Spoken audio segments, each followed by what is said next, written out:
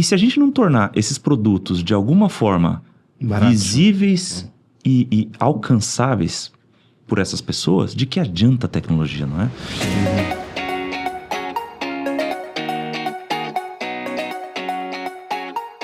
Senhoras e senhores, quarta temporada do Boltcast. Estamos aqui hoje com um convidado que ele tem um carisma fantástico. Em pouco tempo aqui de conversa, já dá vontade de ir pro carnaval com ele, inclusive.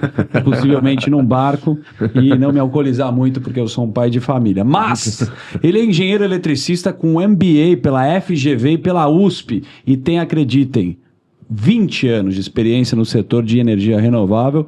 Hoje é o CEO da HTT Energy e provedor de soluções em energia solar com parcerias estratégicas da Huawei. É difícil, mas é que é em chinês. E tudo que é em chinês tem as fonéticas do Mao. Você sabe que todas as palavras... Peraí, como é que é? Faz de novo. Por exemplo, como é que fala mãe em inglês? Em inglês. Como é que fala mãe em inglês? Mother. Em hebraico? Eu não sei. Ima. Em português? Mãe. E chinês? Não sei. Vem de ma. Tudo tem man. Tudo tem o M que vem da mama do mamífero. E para falar o Huawei, como é que é? Huawei. Agora a gente vai aprender. Huawei. Cara, que prazer estar aqui com esse grande homem que é o Leonardo Cirino. Boa. Um cara que vem da origem japonesa com a italiana, assim. Então ele tem a simpatia, a malemolência dos italianos da fala e tem a tradição japonesa aí nos negócios. Que legal estar com você, cara. Poxa, seja bem-vindo. Suas palavras as minhas. Obrigado pelo convite. Bem-vindo. A Bolt é uma super parceira, as pessoas da Bolt também. Então, meu carinho, é um super carinho em estar participando aqui de você, dessa gravação. Sabe que quando a gente faz podcast, né, eu tenho sempre uma teoria que o backstage é muito legal, porque você vai fazendo uma entrevista e você dá uma pequena aula pra gente. Imagina. E a primeira pergunta, que é para Simpson, a gente quer conhecer a jornada do herói que vem aqui. Da onde que você bolou o setor de energia? Por que pulou no seu colo e você está tanto tempo nesse lugar? A grande verdade é que eu estudei engenharia elétrica, mas nunca segui nesse setor, não. Eu iniciei na área de indústria, né, tive algumas empresas na área de indústria, na área de infraestrutura. Por algum motivo você acaba, logicamente, abordando também a parte de fornecimento de energia, né, Gustavo? E uma coisa levou a outra. Acho que a energia solar, ela surgiu assim de uma forma mais como um negócio no Brasil, a partir de 13, 14... Começou a gente enxergar algumas oportunidades de payback, algumas oportunidades de negócio. Eu trabalhei na primeira energia, né, a primeira usina solar. Quando foi isso? 2010. Olha, foi a primeira. Mas eu duvido que tinha payback ali. Era P&D. Era desenvolvimento. Exatamente. Aí lá por 13, 14, acho que essa indústria ela começou a se profissionalizar. Acho que as experiências que a gente tinha já de histórico europeu já eram muito boas, né? Então, você já tinha alguma bancabilidade para começar a pensar em estruturação de negócios. Foi quando a gente começou. À época, a gente criou uma empresa que ela se dedicava à geração distribuída, que hoje, assim, se tornou... Iniciou com geração distribuída. Iniciamos com geração distribuída. Construindo, né? Fomos a primeira empresa a testar a geração remota para compensação remota, né, em geração distribuída, ou seja, foi o primeiro modelo de PPA. A gente fez à época uma planta para Claro, em Minas Gerais. Foi a primeira planta, inclusive, desse setor. Uma planta pequena ainda, 750 kW-pico. Uma planta pequena, mas para teste mesmo, né? Famoso piloto. Piloto, feito em equity, cara, suor e sangue. Mas isso, logicamente, poxa, trouxe todo mundo que é esse mercado que a gente entende que é tão pujante, né? E eu acho que, até então a gente tinha os grandes geradores, a gente tinha o papel das concessionárias, mas a gente tinha pouco, até então a gente tinha o legado também das pequenas geradoras aí de biomassa, hídricas, hidráulicas, né? Mas até então solar, muito pouco. E o solar é muito bacana, porque ele é super democrático. Você não precisa de um fio de água para você fazer um solar. Você faz virtualmente em qualquer lugar. Sol para todos. Sim. Então, nesse aspecto, eu acho que ele amplificou essa oportunidade de geração, logicamente com todos os desafios que a gente tem nesse setor também, mas, poxa, traz a gente aqui até 24 com uma super perspectiva, né? Essa empresa, a gente deu saída nela fazem 5 anos, e foi exatamente contemporâneo a isso que a gente fundou a HDT. Eu e mais 2 colegas à época, de complementares em termos de conhecimento profissional, uma pessoa do setor de trading, logística e trading internacional, China, América principalmente, e um outro que também vem do setor de tecnologia de energia elétrica, que é a ABB, é um profissional que veio da ABB. Os três fundaram a HDT, que se tornou um braço representante da Huawei, no Brasil e em alguns outros países da América Latina, mas com o objetivo de principalmente profissionalizar o canal que a gente chama de Digital Power, que é tudo que tem relação com digitalização e descarbonificação. A Huawei é uma gigante, né? A Huawei tem um portfólio super extenso de produtos. A gente se dedica... No mundo todo, né? No mundo todo. Carro também, né? Carro. Até carro, você não sabia. Não sabia. E carro é uma história interessante, né? Porque, puxa, a indústria de carros, elas são montadoras, né? Sim. Poucas são verticalizadas ou completamente verticalizadas. Você tem uma série de fornecedores de partes e peças, né? E a Huawei, ela se dedica a fornecer a parte de potência, o powertrain do carro, mas principalmente a tecnologia embarcada ao carro, que hoje é o coração do carro, né? Então a gente escuta muito aí de empresas desenvolvendo os sistemas de gestão e supervisão do carro elétrico. A Huawei, ela faz isso hoje.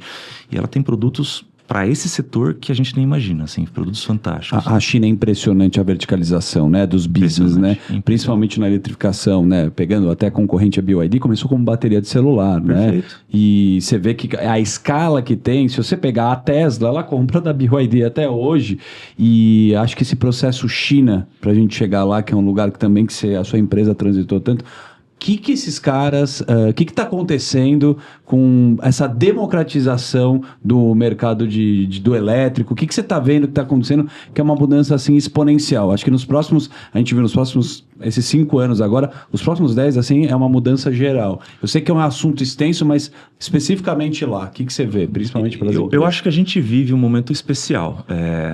A gente tem, logicamente, durante toda a nossa história, um incremento aí de desenvolvimento de tecnologias imenso, mas este momento que a gente está vivendo é uma série de quebra de paradigmas que está acontecendo. Perfeito. Né?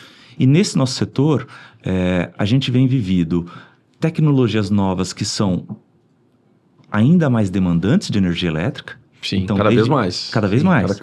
E seja por um motivo ou por outro, seja porque você precisa de mais energia para você fazer, por exemplo, um tráfego maior de dados.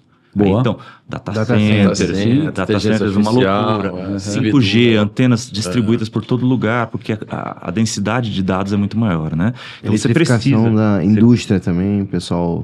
Totalmente. Mudando de carvão para energia elétrica. Totalmente. E aí a gente chega onde você está falando, que é a mudança de modais, né? Os carros elétricos até então um paradigma, porque a gente, tinha uma indústria enorme falando que tem que tomar certo cuidado, porque uma infra não está preparada ainda e tal. Tirando isso de lado, a gente está tirando ali combustível fóssil e demandando energia elétrica, né?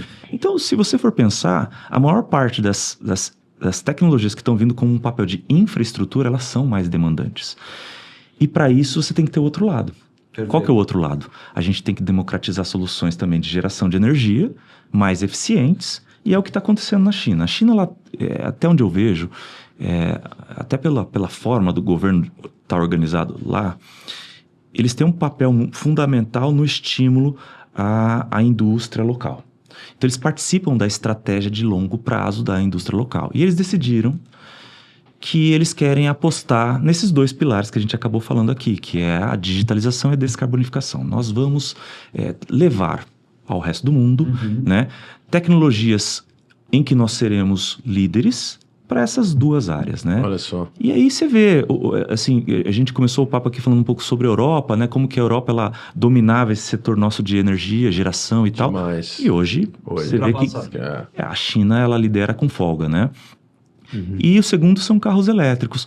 Mas o que me assombra é que eles não fazem questão de ser os precursores. Eles não fazem questão de ser os idealizadores dessas novas tecnologias. Mas eles têm um poder em torná-los mais baratos e mais eficientes. E isso é a chave, né? É a chave e que leva a essa pergunta sua, da tal da democratização. Perfeito. De nada adianta a gente ter inteligência artificial se ela for inacessível para o cidadão comum. Você vai pegar um carro que tem tecnologia, que ele tem estética, que ele vai buscar da Europa, né? Muitas referências, Perfeito. mas né? E você vai entregar a mesma coisa. E aí tem um assunto que ele acaba sempre gerando polêmica, mas para a gente tirar esse lado e mais entender como business, que é tirando a ideologia chinesa, né? Ou tirando os partidos, né? O que tem dentro do governo, o governo apoia as empresas privadas, né? O que acontece muito em Israel com a tecnologia, você vai pegar, você tem uma ideia, uma sacada, o governo vira sócio dessa sua ideia e expande. Exatamente. Aqui o governo ele faz um processo completamente ao contrário do nosso país, não de hoje, mas lá atrás, que é de dificultar o empresário, ou com imposto, ou com burocratização. Essa é uma grande tendência, né? Você consegue ver, porque se negocia muito com a turma lá. Perfeito, né? perfeito. Eu acho que, de novo, tirando o prisma político de lado, o modelo de governo chinês, ele permite uma visão de longo prazo porque não tem esse pêndulo que a gente tem aqui a cada 4 anos. A cada 4 anos, né? Então, você permite que o governo ele efetivamente faça um plano diretor e pense a longo prazo. E isso eu acho que é o principal estímulo que a gente dá à indústria local, né? Lá eles vão muito além disso, claro, porque eles fomentam através de empréstimos subsidiados e tal, para realmente fazer com que aquela indústria ela tenha poder e capacidade para brigar com o resto do mundo em termos competitivos. Agora, é verdade que essa decisão que eles tomaram é também uma decisão que guia hoje qualquer sociedade, independente da região, independente da posição política ou um momento econômico, né? O Brasil é um caso talvez emblemático, porque o Brasil, a gente é um país de terceiro mundo, certo, onde o proletário ele representa a grande maioria da população, e se a gente não tornar esses produtos de alguma forma visíveis e alcançáveis por essas pessoas, de que adianta a tecnologia, não é? Sim. Então, eu acho que a gente vê um momento muito legal, onde a gente consegue transformar essas grandes tecnologias num serviço ou num benefício e a gente entrega economia. Perfeito. Está aqui o caso da própria Bolt, né? Todas as iniciativas da Bolt, elas têm esse viés de levar aos seus clientes, né, produtos que lhe tragam economia. Tecnologia, benefício, e onde vai essa democratização, assim que foi muito bem falada aqui, vai ser no bolso. Exatamente. É onde vai ter a diferença, a gente vai ganhar esse jogo, né? Exatamente. É onde acho que a Bowie, ela conseguiu tirar o tal do monopólio em relação às grandes marcas, né? Na parte financeira, você conseguir ter a independência de saber quanto você quer pagar na tua luz, né? Na tua conta. No final, esse é o lugar que vocês vão, né? Exatamente. Praticamente a gente chega dando dinheiro pro consumidor final. Vai ser no bolso. Fala, cara, quanto que economiza fazendo isso? E é o que você falou, essa é a tal da tecnologia com democratização. É o caminho que todos fizeram. Qualquer empresa, se a gente for discutir aqui o que é inovação, é resolver um problema através de uma... Se você pegar o Uber, tudo que tem de mobilidade urbana que o cara fez, alguém economizou. Alguém, ou o consumidor ou o cara. Então a gente muda esse paradigma. Agora, cara, é bem legal quando você estava falando do Brasil, mas o Brasil, que é, segundo as informações aqui, é o 6º maior produtor de energia solar do mundo. É verdade. Só que temos um desafio, que é o custo de instalação. Como é que você visualiza isso? Já foi pior. Já foi muito pior. Muito pior. Foi. Você sabe que a gente... Esse piloto que você fez aí... Quando a gente... Não, pois é incomparável, né? Incomparável. Mas a gente tem... A tecnologia, ela traz algumas oportunidades pra gente, várias, né? Mas você vê, não faz muito tempo atrás, o watt-pico, que é a unidade que a gente mede o módulo fotovoltaico, custava mais de $1, né? Hoje em dia, pasmem, né? Já tem gente comprando a 6, 7 centavos de dólar. Impressionante. É impressionante. A escala que isso chega. A escala e quanto a massificação não faz com que você, logicamente através de desenvolvimentos também tecnológicos, né? Mudou completamente. E 6, 7 centavos de dólar num produto muito melhor do que era o que custava de $1. Muitíssimo. Teve uma evolução de produto aí altíssima, né? E aonde eu quero chegar é que a gente está passando por isso, talvez... no curto espaço de tempo, a gente está passando por isso também nas baterias. A popularização do carro elétrico, ela é uma grande oportunidade para a nossa indústria de armazenamento de energia. Perfeito. Porque o maior demandante dessa indústria acaba sendo o carro elétrico, né? Seja ele híbrido, seja ele elétrico e tal. E aí você tem grandes players no mundo que, logicamente, continuam nessa trilha de novas tecnologias, tem várias, né? Mas mais do que isso, melhorando densidade, melhorando o investimento, melhorando a solução e otimizando as suas linhas produtivas e tal para o volume grande que vem se criando. Então, Daniel, primeiro que esse CAPEX, ele é um CAPEX que continuamente ele foi caindo. A gente tem alguns desafios no Brasil, que são mais brasileiros do que do resto do mundo, que, por exemplo, o nosso câmbio é um câmbio que a gente não tem grande assertividade, ou não consegue fazer uma previsibilidade muito fácil dele. E tudo é dolarizado, né? Tudo é dolarizado, exatamente esse é o ponto. A nossa energia renovável hoje, ela é quase que 100% em dólar. Por quê? Porque todo ativo, todo CAPEX que você faz, ele está de alguma forma ou outra, direto ou indiretamente em dólar, tá? Sim. E aí a gente viveu também recentemente aí, e crise de fretes marítimos, a gente viveu também falta de produtos ou falta, né? São uma série de variáveis que não nos permitem essa previsibilidade que a gente gostaria em cima do CAPEX, mas ainda assim a curva é decrescente. A gente no Brasil, a gente tem esse mercado de geração em telhado, já foi muito melhor, enquanto a gente tinha lá um subsídio no componente do fio, né? Porém, ainda hoje é muito bom. Se você for pensar que o CAPEX ele vem continuamente caindo e esse payback, a gente está falando hoje, na casa de 3, 4 anos, poxa, gente... Ótimo. Essa era a pergunta que a gente vai ajudar muita gente. Ele perguntou isso antes, 5 minutos. Falei, aí, como é que funciona? Então, vamos fazer uma conta aqui mais didática para a turma entender se vale a pena não um painel solar na sua casa. Como é que funciona? Tá. Primeiro, é importante a gente dizer, e talvez esse seja o grande abismo que afasta um pouco a indústria de tecnologia do usuário final. Tá? O usuário final, ele não entende e nem deveria entender, né? Não é do dia a dia do métier dele, entender sobre tecnologia. Então é muito difícil, aparecem 4, 5, 6 pessoas batendo na sua casa te ofertando um produto A, B, C ou D, que você não tem condições de diferenciá-lo a não ser pelo custo. Perfeito. Esse é o grande problema do Brasil. A gente não conseguiu, de uma forma regulamentar, moralizar o que é o bom do que é o ruim. Perfeito. A gente teve uma experiência muito ruim, onde os bancos eles financiavam o produto independente da sua qualidade, mas precificando na mesma ordem. Muito bom. Então, o que acaba acontecendo? Você cria uma experiência, às vezes, muito ruim para o usuário final, onde ele foi prometido 4 anos de payback, por exemplo, ou 5 anos com financiamento, coisa do tipo, e ele vai ter algum dissabor no meio do caminho, porque, primeiro, a gente está falando de equipamentos que são equipamentos de tecnologia, tem que funcionar durante esses 5 anos, pelo menos, né? Para você ter esse payback, ele tem que funcionar, né? E eu acho que isso trouxe, talvez, uma experiência que não foi tão boa. Vamos lá. Elevando todo mundo para um padrão de boa qualidade, sem sombra de dúvida, é o melhor tipo de investimento que você faz para sua casa hoje. Olá. A gente tem no Brasil uma irradiação que é melhor do que qualquer lugar na Europa, pessoal. Né? Aprendemos aqui. Ele trabalhou na Bélgica. Né? Aqui venta muito, aqui o sol é forte, tudo... Sim, e o bacana sobre isso é que a gente, independente da região que você está no Brasil, um pouco melhor, um pouco pior, lógico, mas você tem uma boa irradiação. Você tem irradiação. O CAPEX, o investimento, ele é o mesmo, independente do lugar. O que vai mudar ali? Talvez a logística, né, da onde você está, para onde o equipamento sai de origem e tal, e a mão de obra. A mão de obra no Brasil, ainda hoje, ele é o componente que mais adiciona valor ao equipamento. Acredite. E por quê? Eu quebro o painel, o cara precisa estar treinado para colocar aquilo ali, é isso? É um pouco disso também, mas é que esse mercado ele cresceu muito rápido. Acho que a velocidade como ele cresceu, para vocês terem ideia, tá?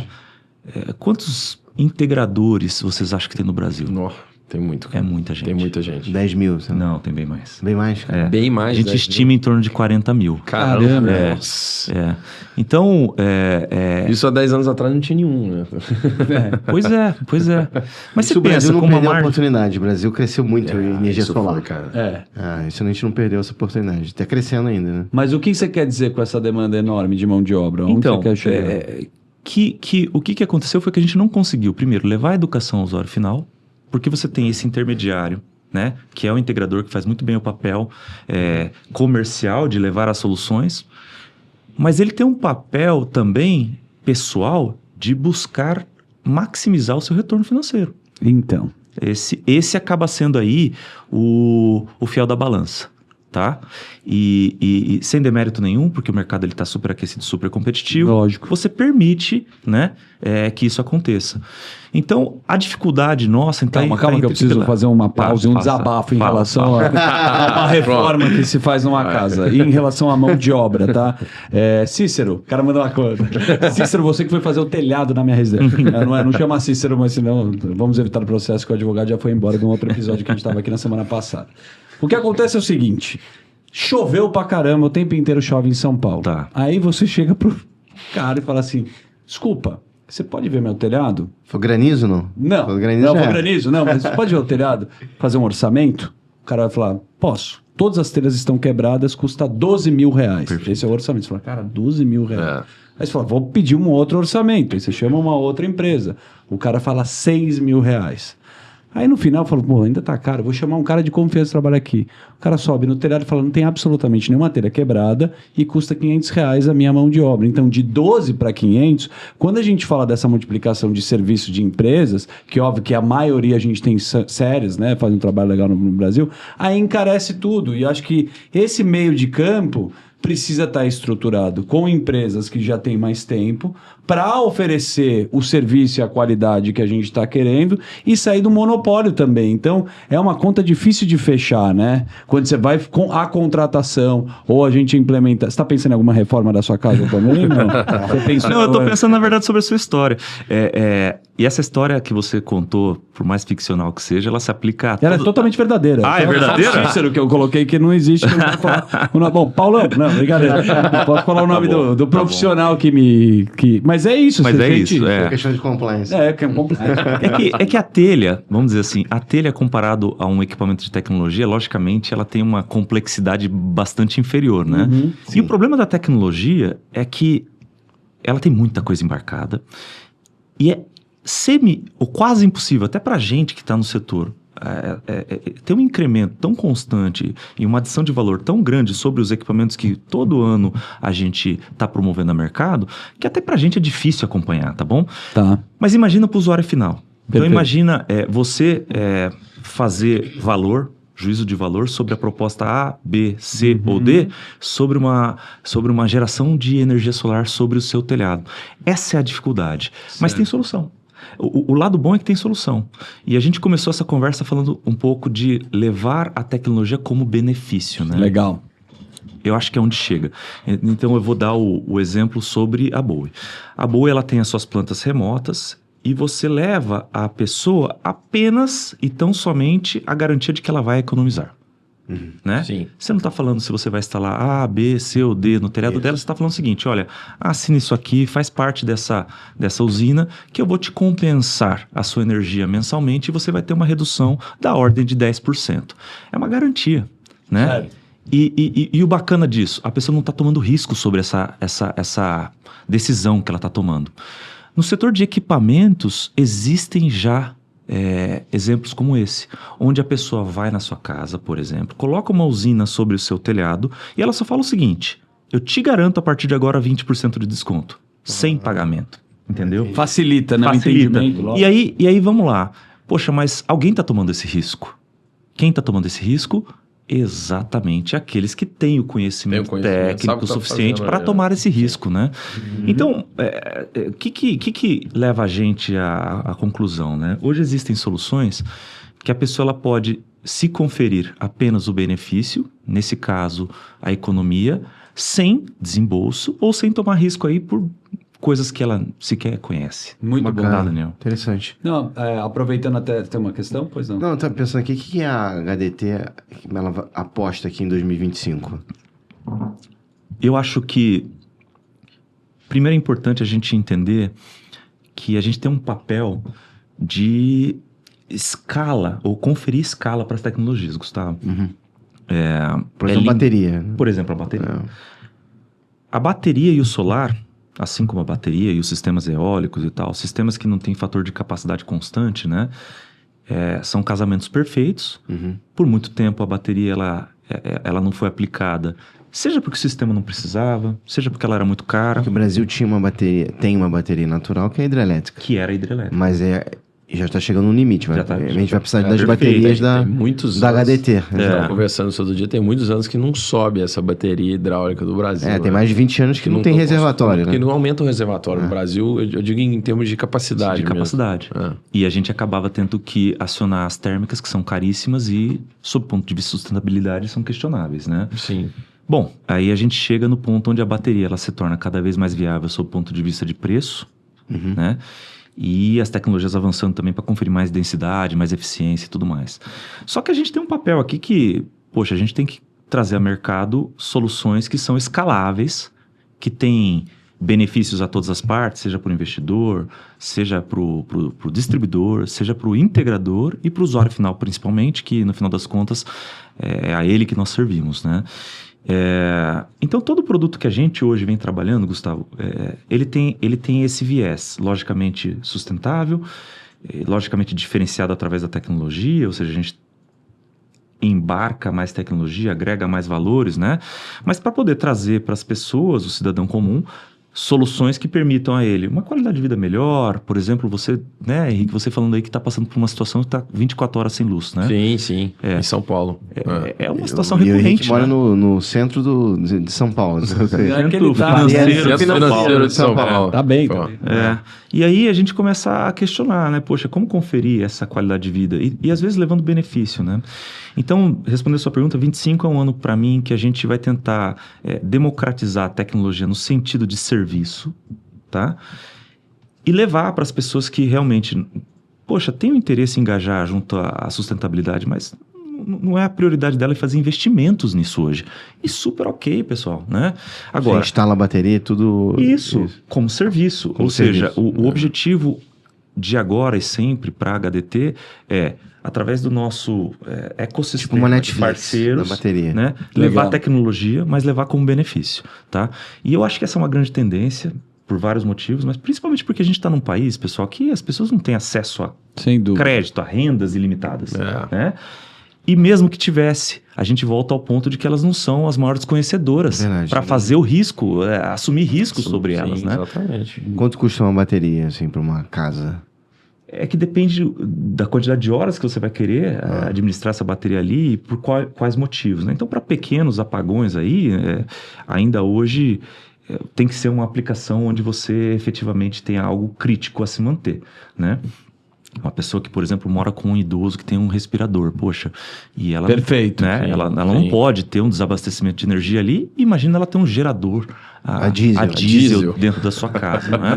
Muita gente tem ainda. Exato. E situações comerciais tem. Não. O Brasil, se a gente pegar a questão de gerador a diesel, que é pegar o Brasil inteiro, ainda né? É o recurso que tem, né? Perfeito.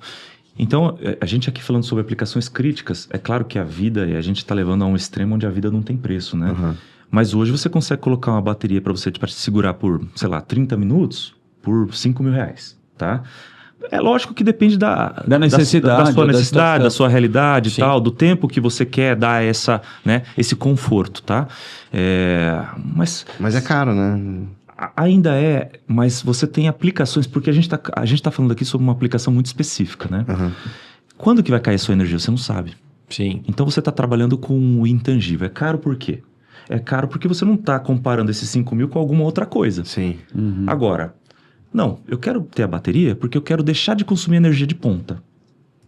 Ou eu quero contratar... Eu não tenho mais disponibilidade de demanda de potência na minha rede e vou aumentar via bateria. Tudo isso é possível. Aí a gente já entra num outro... Aí a conta fecha. A conta fecha porque você está comparando um possível investimento ou um retorno a esses 5 mil, 10 mil que for. Otimização, essa né? otimização. E a durabilidade, que é outra discussão enorme, né? Tanto na eletrificação dos carros, né? Acho que no Texas tem uma iniciativa grande das baterias também, usar para a parte não só do carro, mas você usar para o seu sistema da tua casa. Perfeito. Né? Como é que funciona isso daí da parte mais renovável em bateria? Todo equipamento que transforma energia ou armazena energia, ele tem o que a gente chama de degradação. Anualmente ele vai perdendo um pouquinho da sua capacidade. Para aplicações, por exemplo, de carros elétricos, você não vai querer comprar um carro elétrico hoje que ele tem uma autonomia de 400 km e daqui a 2 anos ele está com 300 km, pelo amor de Deus, né? Então não é dessa forma que acontece. Mas ano a ano ele perde ali 0,5%, né? Um 0,5%, né? Só que você tem toda a razão, Daniel, quando você fala o seguinte, poxa, ela talvez não tenha a mesma aplicabilidade naquele mercado automotivo, mas ele pode ter para outros mercados que, né, a densidade ela não é mais tão importante, mas o preço já ter sido pago faz todo sentido. Então vamos lá. Daqui a 10 anos você vai ter aí uma imensidão de carros que eles vão ter da ordem de 70% da sua capacidade inicial. Perfeito. Talvez para o carro... Até o próprio carro com 10 anos já não faça mais sentido. Então você já se permita fazer a troca, né? Só que essa bateria com 70% ainda de capacidade, ela tem uma infinidade de aplicações estacionárias, né? Perfeito. Então, por exemplo, a gente tem aqui farmácias, hospitais e tudo mais que hoje usam, como você mesmo disse, de geradores a diesel, né? E o gerador a diesel ele tem um grande problema. É uma máquina rotativa que ela precisa receber, independente se usa ou não, manutenções preventivas. Ela não liga tão rápido quanto a bateria. Ela não liga tão rápido, né? E tem, logicamente, uma questão que vai contra a sustentabilidade, que é o uso de um combustível fóssil, que tem uma questão aí até de contaminação eventual, né? Sim. Mas então a gente tem que entender o seguinte, é oportunidade ainda assim. Mesmo o carro elétrico, que hoje ele vai ter uma degradação natural da sua bateria, daqui a 15 anos ele vai servir, essas baterias pelo menos elas vão servir para muitas outras utilidades. Boa. Ô Gustavão, para quem não sabe, né, a BOL e a Bolt, né, já estão em outros países, Uruguai, não sei, você já tem uma demanda de outros países. Queria que você trouxesse um pouco de quais países que eles estão também, Chile, eu vi que você estava pesquisando aí. Exato. Não, primeiro, como é que é ter um parceiro chinês, né, uma diferença cultural muito grande, e o que em termos de mercado, a China e o Chile, por exemplo, que eu acho que a HDT está lá, fizeram para desenvolver o mercado de energia solar? Eu acho que o chinês, ele tem um formato de capitalismo mais preparado para massificação. Anotem. Mas é verdade. Chocante. Porque tirando a ideologia, os caras são capitalistas... Sim, fora da China capitalista. E te digo mais, eu acho que o modelo capitalista hoje do Oriente, ele tem um viés de sucesso maior, tá? Bom, a gente pode aí abrir o leque de produtos e tecnologia, a gente vai ver o quanto a gente foi, de certa forma... levado a crer que eles têm os melhores produtos. E é interessante a velocidade que isso aconteceu, né, Gustavo? A gente fala aí em 2 décadas, o que a gente chamava de produtos de segundo tier 2, segundo nível de qualidade, hoje a China, né? A fabricação, né? O do teu iPhone, que você compra na Apple americana, está na China há muitos anos. Perfeito, né? Perfeito. E eu acho que não apenas nisso eles se sofisticaram, eu acho que na abordagem a mercado eles também se sofisticaram. Então, por exemplo, você perguntou sobre como é trabalhar com os chineses, né? Sim. A Huawei, ela é uma empresa que protagoniza o setor de telecomunicações aí há quase 30 anos, né? E hoje líder absoluta, a não ser nos países que, houve os embargos e ela acabou sendo excluída do hall de fornecedores. Porém, nos países em que ela participa, claramente uma líder, né?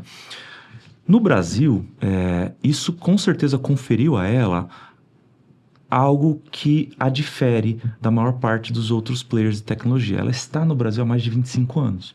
Então, ela conhece muito bem como a gente trabalha. Ela quase foi contemporaneamente fundada na China com o Brasil, tá? O Brasil foi um dos primeiros países a trazer a Huawei para cá. E aí, o que acho que ela se desenvolveu muito no que a gente chama de distribuição via canais. Ou seja, ela tem um conceito de desenvolvimento de parcerias estratégicas e esses parceiros, eles são os veículos que vão desenvolver o mercado para eles. E isso é muito legal, porque a gente pode falar o seguinte, poxa, talvez o chinês, se ele viesse negociar diretamente com você, Gustavo, ele não teria tanto sucesso. Talvez por algumas questões sociais, culturais quaisquer que sejam, né? Sim. Porém, uma vez que ela estabelece esses parceiros estratégicos em cada país que ela vai, ela consegue, primeiro, criar uma cadeia que ela chama de ecossistema, que ela é vantajosa para todos esses players e ela consegue penetrar também esses mercados de uma forma mais eficiente. Uhum. Aqui no Brasil... No setor de energia, que eles fizeram muito isso. Muito bem. Fizeram muito bem. Muito bem. Verdade. Nesse setor de energia, para você ter ideia, 70% das plantas fotovoltaicas de inversores dessa tecnologia são fornecidos pela Huawei. Cara, isso é... Impressionante. É impressionante, né? Sim. E eu acredito que não vai ser diferente também nas tecnologias, nas ondas de tecnologias que vêm a partir do solar. Então, assim, por mais que exista, Gustavo, uma diferença, assim, talvez ideológica, social, cultural com os chineses, eles se adaptaram muito bem. E esse modelo de aproximação acaba alinhando qualquer divergência, né? E claramente não são divergências estratégicas, divergências talvez dessas arestas, né? De costumes e tal. Mas eu não tenho dúvida, esse modelo é um modelo, para mim, super vencedor e que permite eles entrar em qualquer mercado. Você citou o mercado chileno, né? É a mesma coisa. Sim. Você cria um ecossistema lá de empresas chilenas com cultura chilena que tem o mesmo desejo da parceria de desenvolver mercado, né? Só que com, o apelo local. Fala a mesma língua, com a mesma entonação, entende dos mesmos dissabores, os desafios e tal são os mesmos, entende? Uhum. E isso que é super interessante. E eu acho que são poucas as empresas, Gustavo, que aprenderam a fazer isso tão bem quanto eles. Olha só. Bom. Pegaram, né, o processo cultural. Mesmo. Cara, é tão interessante que o papo, ele passa tão rápido que ele acabou o podcast. Que a HDT Energy dure mais que o Xi Jinping no governo. Vida longa para sua empresa. Para todos nós. Obrigado aí pelo seu obrigado tempo, a a sua vocês pelo aula, convite. sua didática fantástica. E esse é o nosso queridíssimo Léo. O Léo, que ele é um homem, como eu falei, Leonardo Cirino. A gente sempre pede, a turma gosta depois de conhecer fora, né? Se puder passar um contato seu, um Instagram, um LinkedIn, um e-mail, um contato chinês. Você, por favor, passa agora para Não, mas obrigado, viu? Não, cara? obrigado a vocês pelo convite. Acho que, puxa, tão bacana a gente participar desse mercado, é um mercado animador sob o ponto de vista social, ambiental, né? A gente participar disso é super bacana. Eu tô no LinkedIn, para quem quiser me procurar, Leonardo Cirino com CY, né? Tô sempre à disposição para dúvidas, perguntas, o que for aí que eu puder contribuir. Show. Obrigado. A gente tem aqui o mesmo DNA, né, desse podcast que da tua empresa, que é democratizar o assunto, a tecnologia, e é muito legal ver a sua iniciativa, tem tudo a ver com o que a gente bolou aqui. Exatamente. Né? Esse aqui é o nosso podcast aqui, sempre com o Gustavo Ayala, com o nosso grande Henrique Pérez, esse é o nome dele na rede social, ele está menos exposto agora, porque é um grande pai de família, esse também é um futuro grande pai, né? A gente aposta um pouco na paternidade.